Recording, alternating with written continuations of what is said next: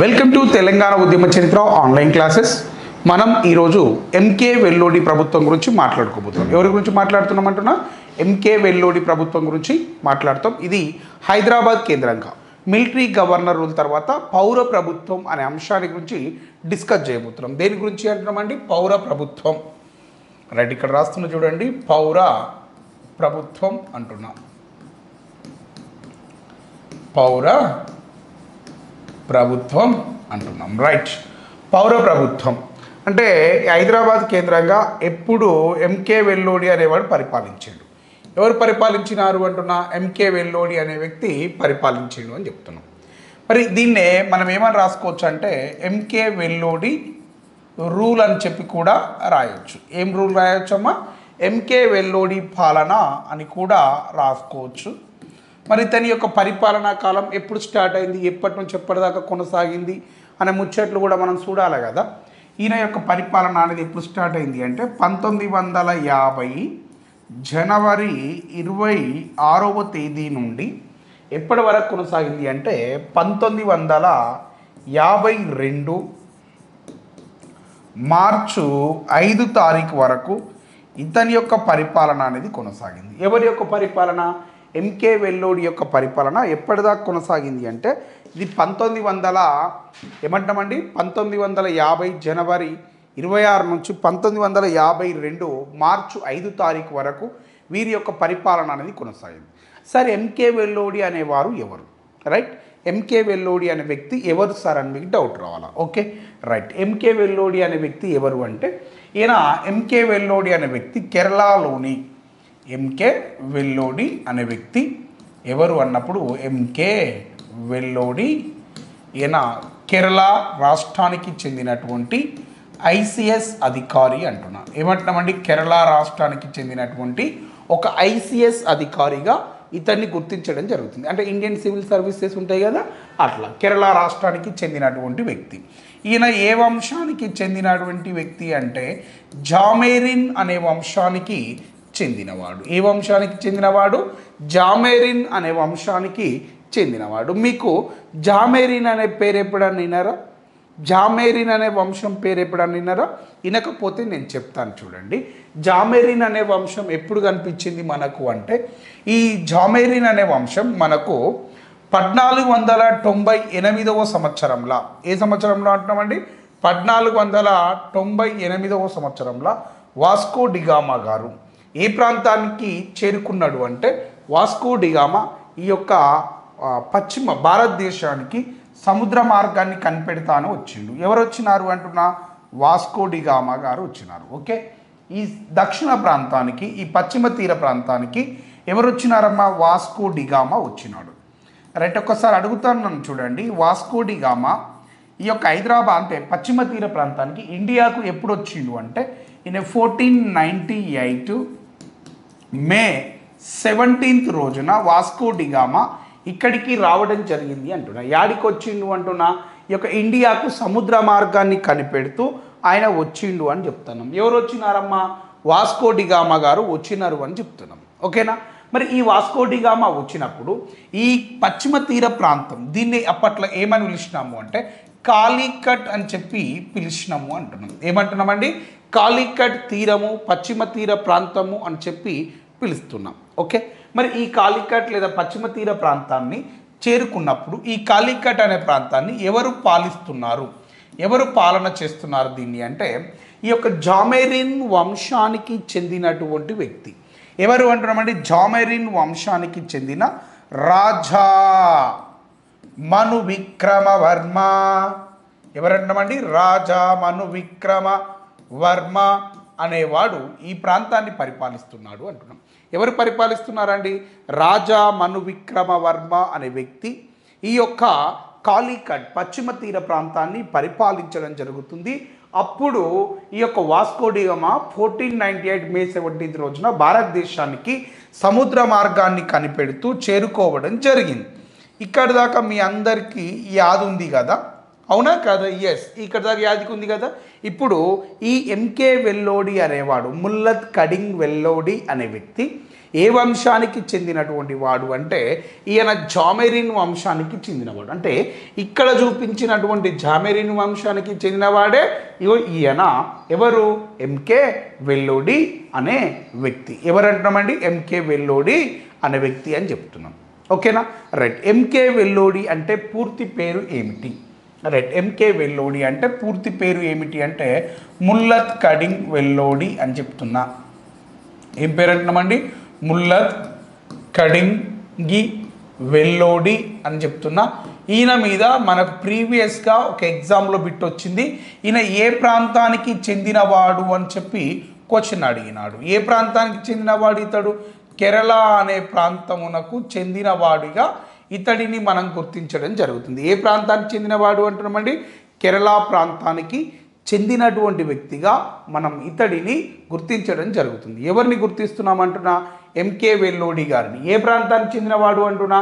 కేరళ ప్రాంతానికి చెందినవాడు అని చెప్పి నేను మాట్లాడుతున్నాను. ఓకేనా? రైట్. ఈ విధంగా మనం ఈ అంశాలను ఇక్కడ చూస్తున్నాం. ఇక దీని తర్వాత మనం ఏం మాట్లాడుకుంటాము అంటే ఈ యొక్క ఎంకే వెల్లోడి గారు మరి హైదరాబాద్ ప్రాంతానికి మిలిటరీ గవర్నర్ పరిపాలన అనంతరం హైదరాబాద్ రాష్ట్రానికి ముఖ్యమంత్రిగా కేంద్ర ప్రభుత్వం సిఫారసుల మేరకు వచ్చినాడు. మరి ఇతన్నే ఏమంటాము అంటే పౌర ముఖ్యమంత్రిగా పిలవడం జరుగుతుంది. ఏమంటున్నామండి? ఇతన్ని పౌర ముఖ్యమంత్రి అని చెప్పి పిలుస్తున్నా. సరే, ఏమని పిలుస్తున్నా? ఇతన్ని పౌర ముఖ్యమంత్రి. ఏ ప్రాంతానికి ఇతడు పౌర ముఖ్యమంత్రి అంటున్నా? ఈ యొక్క కేరళ ప్రాంతానికి ఇతడిని పౌర ముఖ్యమంత్రిగా మనం గుర్తించడం జరుగుతుంది అని చెప్తున్నాం. సార్, ఎవరిని గుర్తిస్తున్నామండి? ఎంకే వెల్లోడి గారిని. మరి ఎంకే వెల్లోడి గారు ఎప్పుడు పదవీ ప్రమాణ స్వీకారం చేసినాడు?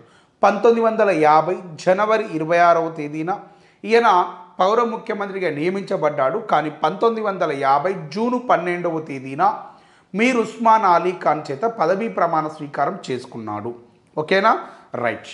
ఈయన పదవీ కాలం ఎప్పటి నుంచి ఎప్పటిదాకా? 1950 జనవరి 26 నుండి. రైట్. ఇక్కడ చూడండి, ఎప్పటి నుంచి ఎప్పటిదాకా అంటున్నామండి? 1950 జనవరి 26 నుంచి 1952 మార్చి 5 తారీఖు వరకు ఇతడు పౌర ముఖ్యమంత్రిగా పనిచేశాడు.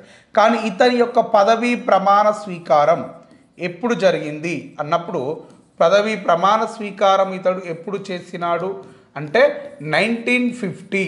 ఎప్పుడు అంటామండి? 1950 జూను 12వ తేదీన ఇతడు పౌర ముఖ్యమంత్రిగా ప్రమాణ స్వీకారం చేసిండు. ఎక్కడ అంటే వేదిక, కింగ్ కోటి ప్యాలెస్. ఎక్కడ అంటున్నామండి? కింగ్ కోటి ప్యాలెస్. రైట్. ఎక్కడ అంటున్నాం సార్? కింగ్ కోటి ప్యాలెస్ అని చెప్తున్నా. కింగ్ కోటి ప్యాలెస్. ఇతని చేత పదవీ ప్రమాణ స్వీకారం చేయించింది ఎవరు? మీర్ ఉస్మాన్ అలీ ఖాన్ గారు. ఎవరంటున్నామండి? మీర్ ఉస్మాన్ అలీ ఖాన్ గారు ఇతని చేత ఈ యొక్క పౌర ముఖ్యమంత్రిగా ప్రమాణ స్వీకారం చేయించారు. ఇలా పౌర ముఖ్యమంత్రిగా ప్రమాణ స్వీకారం చేసిన తర్వాత ఈయన మంత్రివర్గమును ఏర్పాటు చేసుకోవడం జరిగింది. ఓకే, ఈయన ఏం చేసినాడు అంటున్నాం? మంత్రివర్గమును ఏర్పాటు చేసుకున్నాడు అని చెప్తున్నాం. ఎవరు మంత్రివర్గాన్ని ఏర్పాటు చేసుకున్నారు అంటున్నామండి? ఎంకే వెల్లోడి గారు మంత్రివర్గాన్ని ఏర్పాటు చేసుకోవడం జరిగింది. మరి ఇతని యొక్క మంత్రివర్గంలో సభ్యులుగా ఎవరు పనిచేస్తారు? తెలవాలి మళ్ళా. ఇతని యొక్క మంత్రి మండలిలో సభ్యులుగా ఎవరెవరు పనిచేసినారు అంటే చూడండి. ఫస్ట్ నేను ఒక వ్యక్తిని పరిచయం చేస్తున్నా, బూర్గుల రామకృష్ణారావు. ఏం పేరు అంటున్నామండి? బూర్గుల రామకృష్ణారావు. ఇతని యొక్క మంత్రి మండలిని నేను మీకు ఇంట్రడ్యూస్ చేస్తున్నా. మంత్రి మండలి ఎవరి యొక్క మంత్రి మండలి? ఇది ఈ యొక్క ఎంకే వెల్లోడి గారి యొక్క మంత్రి మండలి. దీంట్లో ఫస్ట్ ఒక సభ్యుడిని పిలుస్తున్నాను. ఏం పేరు ఆయన పేరు అంటే రైట్ చూడండి, ఆయన పేరు ఏం పేరు అంటే బుర్గుల రామకృష్ణారావు అని చెప్తున్నాం. ఏం పేరు అంటున్నామండి? బుర్గుల రామకృష్ణారావు అని చెప్తున్నా. రైట్, ఇక్కడ రాస్తున్నా చూడండి, బుర్గుల రామకృష్ణారావు గారు అని చెప్తున్నాం. సార్ ఏం పేరు సార్? బుర్గుల రామకృష్ణారావు. ఈయన ఏ శాఖ మంత్రిగా పనిచేసిండు అది కూడా చెప్తాం.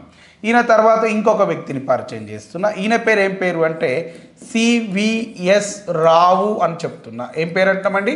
సివిఎస్ రావు అని చెప్పి పిలుస్తూ ఉన్నాం. ఓకే, నెక్స్ట్ ఈయన తర్వాత మరొక వ్యక్తిని పరిచయం చేస్తున్నాను. ఆయన పేరు ఏం పేరు అంటే సివిఎస్ రావు తర్వాత ఈ యొక్క విబి రాజు అని చెప్పి పిలుస్తున్నాం. ఏమంటున్నామండి? విబి రాజు అని చెప్పి పిలుస్తూ ఉన్నాము. రైట్, ఏం పేరు అంటామండి? విబి రాజు అని చెప్పి పిలుస్తూ ఉన్నాం. ఏం పేరు అంటామండి? విబి రాజు. రైట్, ఏం పేరు సార్? విబి రాజు అని చెప్తున్నా. మరొక వ్యక్తి కూడా వచ్చినాడు. ఆయన పేరు ఏం పేరు అంటే నవాబ్ జంగ్ బహదూర్ అని చెప్తున్నా. ఏం పేరు అంటామండి? నవాబ్ జంగ్ బహదూర్ అని చెప్తున్నాం. నవాబ్ జంగ్ బహదూర్ అని చెప్తున్నా. రైట్ సార్, ఏం పేరు సార్? నవాబ్ జంగ్ బహదూర్ అని చెప్పి పిలుస్తూ ఉన్నాం. రైట్, ఒక ఆయన పేరు బుర్గుల రామకృష్ణారావు, ఇంకొక ఆయన పేరు సివిఎస్ రావు, విబి రాజు, నవాబ్ జంగ్ బహదూర్. బుర్గుల రామకృష్ణారావు గారు ఏ మంత్రి పదవిని నిర్వహించినాడు? ఈయన నిర్వహించిన మంత్రి పదవుల శాఖలు ఏమిటి అన్నప్పుడు ఒకటి చూడండి, ఒక మంత్రి పదవి పేరు ఏం పేరు అంటే ఒక శాఖ. రైట్, ఏమిటి అంటే ఈయన రెవెన్యూ, విద్య, ఎక్సైజ్ శాఖ మంత్రిగా పనిచేశాడు. ఎవరు? ఈ యొక్క బుర్గుల రామకృష్ణారావు గారు ఏ శాఖ మంత్రిగా పనిచేశాడు అంటున్నామండి? ఫస్ట్ ఇక్కడ రాస్తున్నా, విద్యా శాఖ మంత్రిగా పనిచేశాడు. నెక్స్ట్ రెవెన్యూ శాఖ మంత్రిగా పనిచేశాడు. నెక్స్ట్ ఇంకా ఏ శాఖ అంటే ఎక్సైజ్ శాఖ మంత్రిగా కూడా ఈయన పనిచేయడం జరిగినది అని చెప్తున్నాం. ఎవరు పనిచేసినారు? ఈ యొక్క బుర్గుల రామకృష్ణారావు గారు. ఏంటి ఏంటి అంటున్నామండి? విద్య, ఈ యొక్క రెవెన్యూ, ఎక్సైజ్ శాఖ మంత్రిగా కూడా ఇతడు పనిచేసినాడు అని చెప్తున్నాం. ఎవరు? బుర్గుల రామకృష్ణారావు. మరి సివిఎస్ రావు గారు ఏ శాఖ మంత్రిగా పనిచేశాడు? ఆర్థికం, వాణిజ్యం, పరిశ్రమల శాఖ మంత్రి. ఏమేమంటున్నామండి? ఆర్థిక శాఖ మంత్రిగా పనిచేశాడు. నెక్స్ట్ వాణిజ్య శాఖ మంత్రిగా పనిచేశాడు. ఆర్థికం, వాణిజ్యం, పరిశ్రమల శాఖ మంత్రిగా ఇతడు పనిచేయడం జరిగింది అంటున్నా. సరే, ఏ ఏ శాఖ మంత్రిగా పనిచేశాడు? ఆర్థిక శాఖ మంత్రి, వాణిజ్య శాఖ మంత్రి, పరిశ్రమల శాఖ మంత్రిగా ఇతడు పనిచేయడం జరిగింది అని చెప్తున్నాం. ఎవరు? ఈ యొక్క సివిఎస్ రావు గారు. మరి విబి రాజు గారు ఏ శాఖ మంత్రిగా పనిచేశాడు? విబి రాజు గారు ఏ శాఖ మంత్రిగా అంటే ఇతడు కార్మిక శాఖ మంత్రిగా పనిచేశాడు. ఏ శాఖ అంటున్నామండి? కార్మిక శాఖ మంత్రిగా ఈయన పనిచేశాడు. మరి నవాబ్ జంగ్ బహదూర్ గారు ప్రజా పనుల శాఖ మంత్రిగా పనిచేశాడు. ఏ శాఖ మంత్రిగా పనిచేశాడు అంటున్నామండి? ప్రజా పనుల శాఖ మంత్రిగా పనిచేసిండు. రైట్, ఇక్కడ రాస్తున్న చూడండి, ఏ శాఖ అంటున్నామండి? ప్రజా పనుల శాఖ మంత్రిగా ఈయన పనిచేశాడు అని చెప్తున్నాం. ఏమంటున్నామండి? ప్రజా పనుల శాఖ మంత్రిగా పనిచేసిండు అని చెప్తున్నాం. ఏమంటున్నామండి? ప్రజా పనుల శాఖ మంత్రిగా ఈయన పనిచేయడం జరిగింది అని చెప్తున్నాం. ఎవరు పనిచేసినారు? ఈ యొక్క నవాబ్ జంగ్ బహదూర్ అనే వ్యక్తి. ఓకే, ఈయన తర్వాత మనం మరొక వ్యక్తిని కూడా మీకు పరిచయం చేయాలా. ఇప్పుడు మరొక వ్యక్తి ఎవరు అంటే ఈయన తర్వాత మనకు కనిపించేటువంటి మరొక వ్యక్తి ఈ యొక్క ఏం పేరు అంటున్నామంటే పూల్చంద్ గాంధీ అని చెప్తున్నాం. నెక్స్ట్ శేషాద్రి, ఎం శేషాద్రి అనే వ్యక్తి. రైట్ రైట్ రాస్తాను చూడండి, ఏం పేరు అంటామండి? పూల్చంద్ గాంధీ. పూల్చంద్ గాంధీ అని చెప్తున్నా. ఈయన కూడా మంత్రిగా పనిచేశాడు. తర్వాత ఈయన కూడా వస్తాడు మనకు మళ్ళా.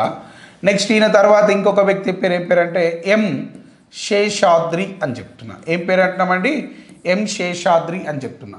పూల్చంద్ గాంధీ గారు ఏ శాఖ మంత్రిగా పనిచేశాడు అన్నప్పుడు ఆరోగ్యం, స్థానిక సంస్థల శాఖ మంత్రిగా పనిచేశాడు. ఏ శాఖ మంత్రిగా అంటున్నామండి? ఆరోగ్యం, స్థానిక శాఖల మంత్రిగా ఏమంటున్నామండి? ఆరోగ్యం మరియు స్థానిక సంస్థల శాఖ మంత్రిగా ఇతడు పనిచేశాడు. ఎవరు? పూల్చంద్ గాంధీ. ఎం శేషాద్రి ఏ శాఖ మంత్రిగా పనిచేశాడు? ఈయన హోంశాఖ, న్యాయశాఖ మరియు సమాచార శాఖ మంత్రిగా పనిచేశాడు. ఏ శాఖ అంటున్నామండి? హోంశాఖ, న్యాయశాఖ, సమాచార శాఖ మంత్రిగా ఈయన పనిచేయడం జరిగినది అని చెప్తున్నాం. ఏంటి ఏంటి సార్?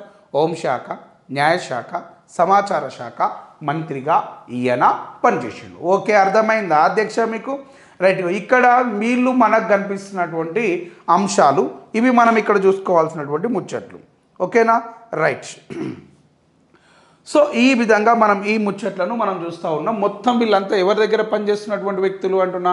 ఈ యొక్క ఎంకే వెల్లోడి యొక్క మంత్రివర్గంలో పనిచేస్తున్నటువంటి వ్యక్తులుగా మనం వీళ్ళను గుర్తించడం జరుగుతుంది. ఎవరి దగ్గర పనిచేస్తున్నటువంటి వ్యక్తులు అంటున్నా? వీళ్ళంతా ఎంకే వెల్లోడి దగ్గర పనిచేస్తున్నటువంటి వ్యక్తులుగా మనం వీరిని గుర్తించడం జరుగుతుంది. ఓకేనా, రైట్. ఇప్పుడు వీళ్ళ తర్వాత నేను ఇంకొక ముచ్చట కూడా చెప్పాలి. ఇప్పుడు ఎంకే వెల్లోడి అనేవాడు ఒక అమెండ్మెంట్ తీసుకొచ్చినాడు. ఏంటిది అంటే దాన్నే 1940 అంటే 1949 ముల్కీ రెగ్యులేషన్కు కొన్ని అమెండ్మెంట్స్ ఇచ్చినాడు. దేనికి 1949వ సంవత్సరంలో ముల్కీ రెగ్యులేషన్స్ వచ్చినాయి. అంటే ఎవడు ముల్కీ ఎవడు నాన్ ముల్కీ అనే ముచ్చట్లు ఇచ్చినారు. కానీ వీడేం చేసినాడంటే ముల్కీ రెగ్యులేషన్స్ కొన్ని అమెండ్మెంట్స్ యాడ్ చేసినాడు, అంటే సవరణలు చేసినాడు. ఏమిటి అంటే అందులో చూడండి 1949 ముల్కీ రెగ్యులేషన్ సవరణలు అని చెప్తున్నాం. ఓకేనా, రైట్. 1949 ముల్కీ రెగ్యులేషన్ సవరణలు, ముల్కీ రెగ్యులేషన్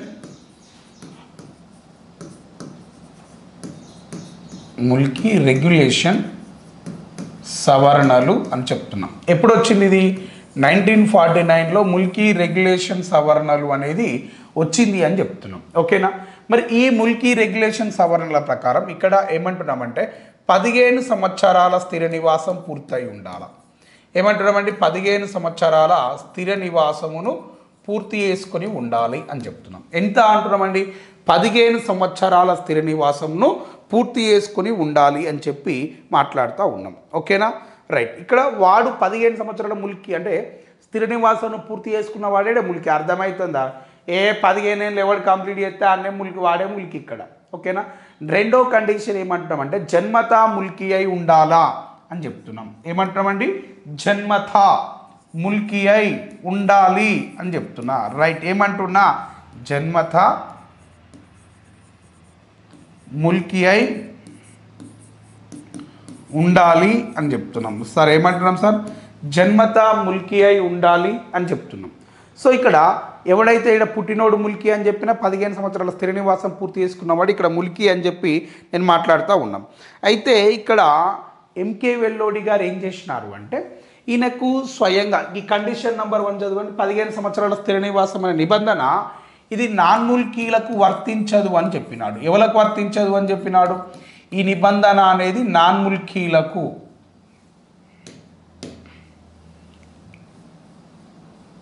రైట్, ఈ నిబంధన అనేది ఎవరికి వర్తించదు అని చెప్పినాడు అంటామండి? నాన్ ముల్కీలకు ఈ నిబంధన వర్తించదు అని చెప్పి మాట్లాడి నేను అడిగిన, అవు సార్ ఇది నాన్ ముల్కీలకు ఎందుకు వర్తించదు అని నేను అడిగిన.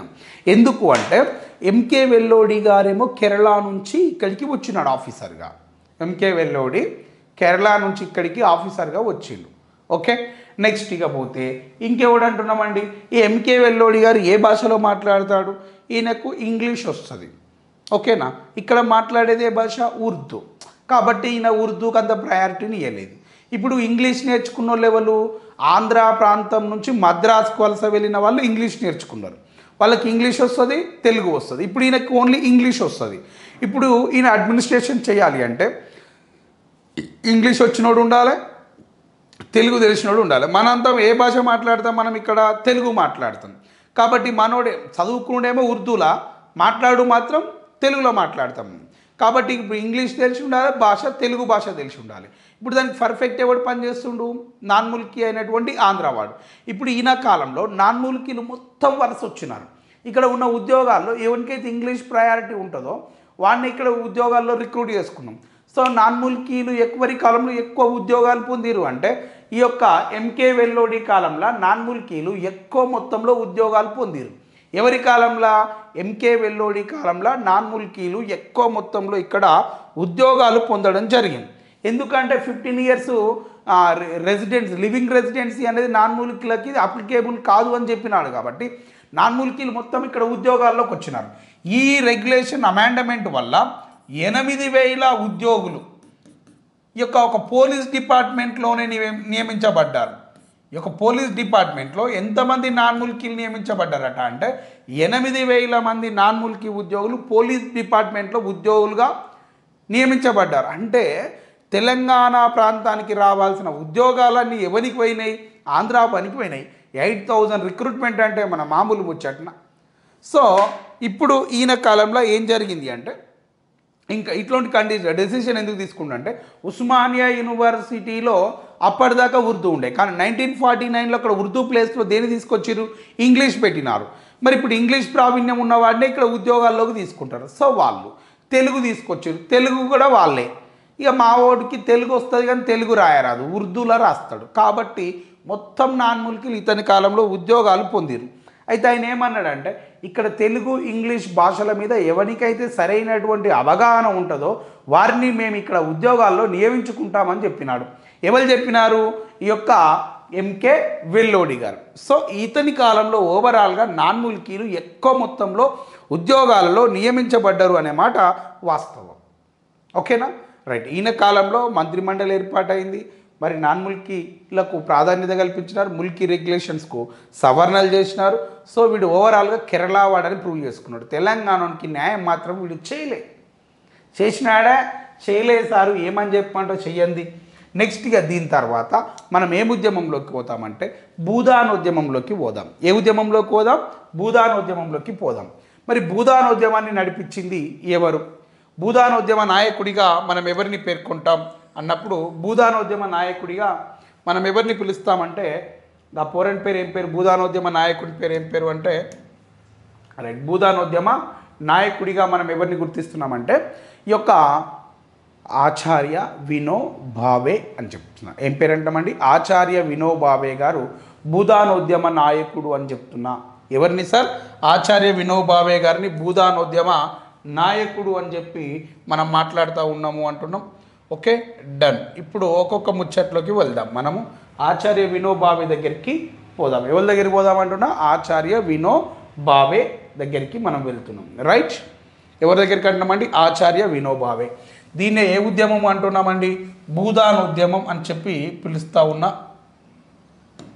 భూదానోద్యమ నాయకుడు ఎవరు అంటే ఆచార్య వినోభావే అని చెప్తున్నా. భూదానోద్యమ నాయకుడు, భూదానోద్యమం రైట్, భూదానోద్యమం. ఓకే, భూదానోద్యమం అనేది ఎప్పుడు ప్రారంభమైనది అంటే 1951 సంవత్సరంలో భూదానోద్యమం అనేది ప్రారంభమైంది. ఇది ఎప్పటిదాకా కొనసాగింది అంటే 1976 వరకు మనకు భూదానోద్యమం గురించి ఒక డిస్కషన్ వచ్చింది. భూదానోద్యమం ఎన్ని దశల్లో కొనసాగింది అంటే 2 దశలలో కొనసాగింది.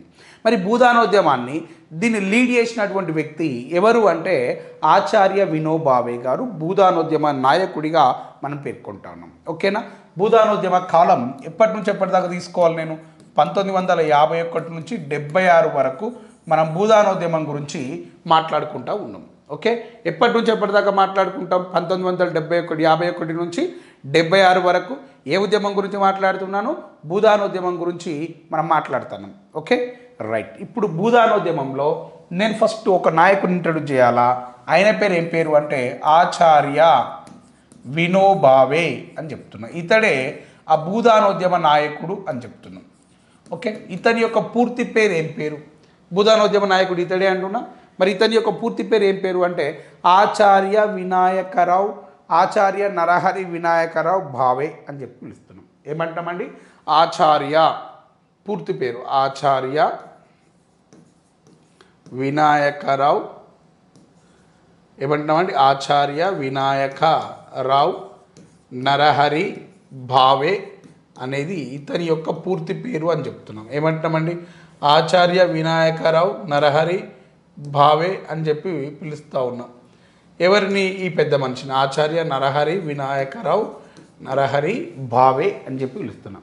మరి ఇతని యొక్క తల్లిదండ్రుల పేరు ఏం పేరు, ఇతని యొక్క తండ్రి పేరు ఏం పేరు అంటే ఈ యొక్క నరహరి శంభూరావు. ఇతని యొక్క తండ్రి పేరు ఏం పేరు అంటామండి, ఇతని యొక్క పూర్తి పేరేమో ఆచార్య వినాయకరావు నరహరి భావే. తండ్రి పేరు ఏం పేరు అంటే ఈ యొక్క నరహరి శంభూరావు అని చెప్తున్నా. ఏం పేరు అంటామండి, నరహరి శంభు రావు అని చెప్పి పిలుస్తూ ఉన్నాం. ఏమంటున్నామండి, నరహరి శంభు రావు అంటున్నాం.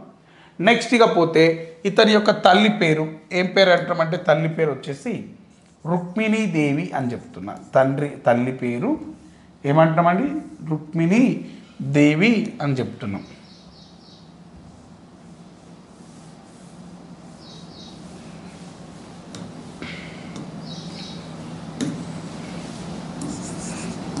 తల్లి ఎవరంటామండి, రుక్మిణి దేవి ఇతని యొక్క తల్లిగా మనం గుర్తించడం జరుగుతుంది. ఏం పేరు అంటున్నామండి? రుక్మిణి దేవి. ఏం పేరు అంటున్నామండి? రుక్మిణి దేవి ఇతని యొక్క తల్లిగా మనం గుర్తించడం జరుగుతుంది. ఏం పేరు అంటున్నామండి? రుక్మిణి దేవి ఇతని యొక్క తల్లి అని చెప్పి మనం గుర్తిస్తున్నాం. ఏం పేరు అంటున్నామండి? తల్లి పేరు రుక్మిణి దేవి ఇతని యొక్క తల్లిగా గుర్తిస్తూ ఉన్నాం. ఓకే, మరి ఈయన ఎప్పుడు జన్మించాడు? 1915 యొక్క సంవత్సరంలో ఈయన జన్మించడం జరిగింది అంటున్నాం. ఎప్పుడు జన్మించాడు అంటున్నామండి? 1915లో ఇతడు జన్మించాడు. ఓకేనా? 1982లో ఈయన మరణించడం జరిగింది అని చెప్తున్నాం. రైట్, ఎప్పుడు మరణించాడు అంటున్నామండి? 1982 యొక్క నవంబర్ 15 తారీఖు నాడు ఈయన మరణించడం జరిగింది. ఎప్పుడు మరణించాడు అంటున్నామండి? 1982 నవంబర్ 15 తారీఖు నాడు మరణించినాడు. ఈయన పొందినటువంటి అవార్డులు ఏమిటి? 1958వ సంవత్సరంలో ఈయన రామన్ మెగాసెస్ అనే అవార్డును పొందినాడు అని చెప్తున్నాం. ఏ సంవత్సరంలో అంటున్నామండి? 1958వ సంవత్సరంలో ఈయన ఒక అవార్డును పొందినాడు. దాన్ని ఏమంటున్నామంటే రామన్ మెగాసెస్ అవార్డ్ అని చెప్తున్నా. దీన్నే ఇండియా మినీ నోబెల్ బహుమతి అని చెప్పి పిలుస్తాం. దీన్ని ఏమంటామండి? ఇండియా మినీ నోబెల్ బహుమతి అంటున్నాం. రామన్ మెగాసెస్ అనే అవార్డు ఎప్పుడు వచ్చింది అంటే 1958వ సంవత్సరంలో ఈయనకు వచ్చినది. ఈయన మరణించిన తర్వాత 1983వ సంవత్సరంలో ఇతనికి భారతరత్న రావడం జరిగింది. ఎప్పుడు వచ్చింది అంటున్నామండి? 1983వ సంవత్సరంలో ఈయనకు ఏమిచ్చినారు అంటే భారతరత్న అనే అవార్డును ఇవ్వడం జరిగినది అని చెప్తున్నాం. భారతరత్న ఏ మెటల్ తోటి తయారు చేస్తారు అంటే రాగి అనే మెటల్ తోటి ఈ యొక్క భారతరత్నను తయారు చేయడం జరుగుతుంది. Okay, right. భారతరత్న ఈయన ఎప్పుడు పొందినాడు అంటున్నా? 1983వ సంవత్సరంలో చచ్చిపోయినాక ఈయనకు భారతరత్న ఇచ్చినారు. బతుకున్నప్పుడు ఈయన పొందిన అవార్డు ఏంటిది అంటున్నా? రామన్ మెగాసెస్ అనే అవార్డును పొందినాడు అని చెప్తుంది. అయితే ఈయన ఏ ప్రాంతానికి చెందినవాడు అంటే ఈ యొక్క ఆచార్య వినాయకరావు నరహరి బాబే అనేవాడు ఈ యొక్క మహారాష్ట్రలోని, ఎక్కడ అంటున్నామండి? మహారాష్ట్రలోని రాయ్గఢ్ అనే ప్రాంతానికి చెందినటువంటి వ్యక్తి. ఏ ప్రాంతానికి చెందినటువంటి వ్యక్తి అంటున్నామండి? మహారాష్ట్రలోని రాయ్గఢ్ అనే ప్రాంతానికి చెందినటువంటి వ్యక్తి ఎవరు అంటున్నా? ఆచార్య నరహరి వినాయకరావు బావే. ముద్దుగా ఈయన అందరు ఏమంటారంటే వినోబావే అని పిలుస్తారు. ఏమని పిలుస్తారండి ఇతన్ని? ముద్దుగా వినోబావే అని చెప్పి మాట్లాడతారు. బస్ ఇప్పుడు ఈ యొక్క నరహరి వినాయకరావు బావే గారు మహారాష్ట్రలోని రాయగఢ్ ప్రాంతానికి చెందినటువంటి వ్యక్తి. ఈయన 1951వ సంవత్సరం ఏప్రిల్ 16వ తేదీన, ఎప్పుడు అంటున్నామండి? 1951వ సంవత్సరం 1951 ఏప్రిల్ 16వ తేదీన ఈయన ఎక్కడికి వచ్చినాడు అంటే ఈ యొక్క తెలంగాణ ప్రాంతాన్ని, హైదరాబాద్ని సందర్శించిండు అంటున్నా. దేన్ని సందర్శించినాడు అంటున్నా? హైదరాబాద్ ప్రాంతాన్ని ఇతడు సందర్శించడం జరిగినది అని చెప్తున్నాం. ఎవరు సందర్శించినారు? ఈ యొక్క ఆచార్య వినాయకరావు నరహరి బావే. ఎప్పుడు? 1951 ఏప్రిల్ 16 తారీఖు నాడు. ఎక్కడికి వచ్చినాడు అంటే ఈయన ఎందుకు వచ్చిండు? వినోబావే గారు ఎక్కడికి వచ్చిండు, అసలు ఎందుకు వచ్చిండు అనే ముచ్చట్లు కూడా మనం చూసుకోవాలి. అంటే ఈయన ఎందుకు వచ్చినాడు అంటే ఈయన అఖిల భారత సర్వోదయ సమ్మేళనంలో భాగంగా ఈయన హైదరాబాద్ పక్కన ఉన్నటువంటి శివరాంపల్లి అనే గ్రామానికి రావడం జరిగినది అని చెప్తున్నాం. ఎక్కడికి వచ్చినాడు అంటున్నామండి? ఈయన 1951వ సంవత్సరం ఏప్రిల్ 16 తారీఖు నాడు అఖిల భారత ఏమంటున్నా? అఖిల భారత సర్వోదయ సమ్మేళనంలో భాగంగా ఏమంటున్నామండి? అఖిల భారత సర్వోదయ సమ్మేళనంలో భాగంగా, అఖిల భారత సర్వోదయ సమ్మేళనంలో భాగంగా ఈయన మన హైదరాబాద్లోని శివరాంపల్లి అనే గ్రామాన్ని విజిట్ చేయడం జరిగింది. అవునా, ఎందుకు వచ్చినవయ్యా అని నేను అడిగిన. గాంధీజీ యొక్క సిద్ధాంతాలను, ఎవరి యొక్క సిద్ధాంతాలను? గాంధీజీ యొక్క సిద్ధాంతాలను వ్యాప్తి చేయడం కోసం. ఎవరి యొక్క సిద్ధాంతాలు అంటున్నా? గాంధీజీ యొక్క సిద్ధాంతాల యొక్క వ్యాప్తి కోసం ఇతడు హైదరాబాద్ ప్రాంతానికి రావడం జరిగింది. ఓకే, అలా హైదరాబాద్ ప్రాంతానికి వచ్చి 1951 ఏప్రిల్ 16 తారీఖు నాడు అఖిల భారత సర్వోదయ సమ్మేళనం అనే ఆర్గనైజేషన్ ఆధ్వర్యంలో ఈ యొక్క శివరాంపల్లి అనే గ్రామంలో ఒక మీటింగ్ను ఏర్పాటు చేసినారు. ఎక్కడ ఏర్పాటు చేసినారు? శివరాంపల్లి. ఎక్కడ అంటున్నామండి? శివరాంపల్లి అనే గ్రామంలో ఒక మీటింగ్ అనేది కండక్ట్ చేయడం జరిగింది. మరి ఈ మీటింగ్కు ఈయన హాజరవ్వడం జరిగింది. ఎవరు హాజరైనారు అంటున్నా? ఈ పెద్ద మనిషి హాజరయ్యాడు. ఇలా హాజరైన తర్వాత ఈ మీటింగ్ అనంతరం ఏప్రిల్ 16వ తేదీన, ఇప్పుడు అంటున్నామండి ఏప్రిల్ 16వ తేదీన రవి 16వ తేదీన ఇతడు శివరాంపల్లి నుండి, ఎక్కడి నుంచి అంటున్నా? శివరాంపల్లి నుండి ఎక్కడికి పాదయాత్రగా వెళ్ళినాడు అంటే పోచంపల్లి అనే గ్రామానికి. ఏం ప్రాంతానికి? పోచంపల్లి అనే ప్రాంతానికి ఈయన పాదయాత్రగా వెళ్ళడం జరిగింది. ఎలా వెళ్ళినాడు అంటున్నా? ఈ యొక్క పోచంపల్లి అనే ప్రాంతానికి ఈయన పాదయాత్రగా వెళ్ళినాడు అని చెప్పి నేను మాట్లాడుతున్నా. ఎవరు పోయినారా పాదయాత్రగా? ఈ యొక్క ఏం పేరు? అయిన పేరు ఆచార్య వినోబావే గారు పాదయాత్రగా వెళ్ళినాడు. ఇప్పుడు ఏప్రిల్ 16 తారీఖు నాడు మీటింగ్ అనంతరం ఇక్కడ నుంచి నడుచుకుంటా శివరాంపల్లి నుంచి కొన్ని కిలోమీటర్ల దూరంలో ఉంటుంది ఆ పోచంపల్లి అనే ప్రాంతానికి ఈయన పాదయాత్రగా వెళ్ళడం జరిగింది. వెళ్ళి అక్కడ ఉన్నటువంటి రైతులతోటి, అక్కడ అనేక వర్గాలతోటి ఆయన డిస్కషన్స్ పెట్టినాడు. ఆ డిస్కషన్లో భాగంగానే ఎస్సీ సామాజిక వర్గానికి చెందినటువంటి వ్యక్తులు ఈయనను కలిసినారు. కలిసి, సార్ మాకు అగ్రికల్చర్ లేబర్గా మేము పనిచేస్తున్నాం, మేము ఫార్మింగ్ చేసుకోవాలి అంటే మాకు ల్యాండ్ లేదు సార్, వ్యవసాయం చేసుకోవడం మాకు తెలుసు, కానీ వ్యవసాయం చేసుకోవడానికి కావాల్సినటువంటి భూమి మాకు అందుబాటులో లేదు, కావున మీరు మాకింత వ్యవసాయ భూమిని ఇప్పించండి, మేము వ్యవసాయం చేసుకుంటాం, ఆ భూమిని సాగు చేసుకొని మా జీవన ఉపాధిని పొందుతాము అని చెప్పినారు. అలా వాళ్ళు అడిగినటువంటి విజ్ఞప్తి నుండి ఈయన ఒక కొత్త థాట్ను జనరేట్ చేసిండు. అదే భూదానోద్యమం. సో భూదానోద్యమం ఎప్పుడు ప్రారంభమైంది అంటే 1951వ సంవత్సరం ఏప్రిల్ 18వ తేదీన ఆచార్య వినోబావే గారు తెలంగాణ ప్రాంతం కేంద్రంగా ఒక నూతన ఉద్యమాన్ని ప్రారంభించినాడు. ఎవ్వరు ఊహించని రీతిలో ఒక సరికొత్త ఒరవడిని సృష్టించింది భూదానోద్యమం. ఓకేనా? భూదానోద్యమం ఎప్పుడు ప్రారంభమైంది అంటే 1951 ఏప్రిల్ 18 తారీఖు నాడు ఏ ఉద్యమం ప్రారంభమైంది అంటున్నా? భూదానోద్యమం అనేది ప్రారంభమవడం జరిగినది అని చెప్పి నేను మాట్లాడుతున్నాను. Okay, right.